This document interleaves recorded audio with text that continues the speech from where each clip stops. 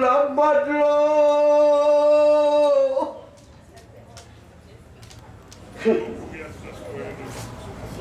Une civilisation qui s'avère incapable de résoudre les problèmes que suscite son fonctionnement est une civilisation décadente.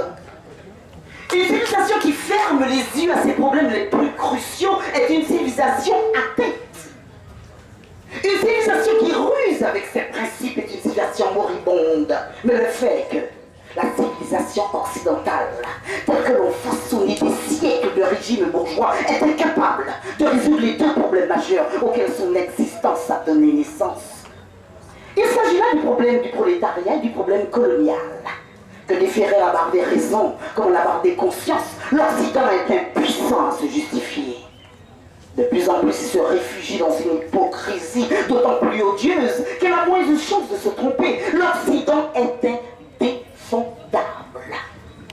Ce grand cri d'accusation fut proféré dans le monde par des millions d'hommes qui du fond de l'esclavage s'érigeaient en juges. On pouvait tuer en Indochine, torturer en Madagascar, emprisonné en Afrique noire. Mais le Colisée savait désormais que son maître était faible, puisque son maître mentait. Et puisqu'il m'est permis de parler de colonisation, allons droit au mensonge principal à partir duquel prolifèrent tous les autres. Qu'est-ce que son principe que la colonisation?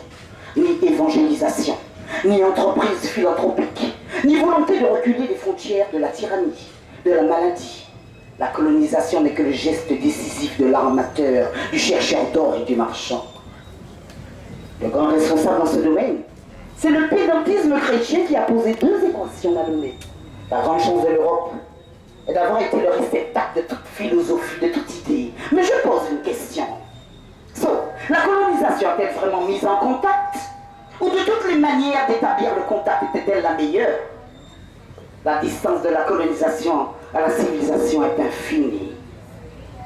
Mon peuple, quand hors des jours étrangers murmuras-tu une tête bien tienne sur tes épaules renouées et ta parole, et le congé des péchés aux traîtres, aux maîtres, les pains restitués, la terre lavée, la terre donnée?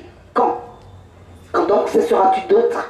Le joie sombre au carnaval des autres, dans les champs d'autrui, l'épouvantail désuet demain? À quand donc demain, mon peuple, la déroute mercenaire? Finis la fête. C'est maintenant qu'il faut la commencer, cette fête-là. Pour dire à Marine Le Pen que si elle pense qu'elle peut venir décemment ici pour voir cela jouer, eh ben non, il peut qu'elle y vienne ou bien qu'elle y vienne, et puis on va la recevoir dignement. Moi, ce que j'aime avec la dynamique, en tout cas de Marine Desrois, c'est que nègre, blanc, tout ça qui, on est point de couleur qui se joue là. Il s'agit de l'humanité, you know. De par l'Europe, partout dans le monde, l'extrême droite est en train de monter en puissance. Prenons comme nous des boucs émissaires alors qu'ils avaient besoin de nous pour pouvoir construire leur cité. Et maintenant, ils prétendent pouvoir parler de colonisation positive à travers M. Sarkozy.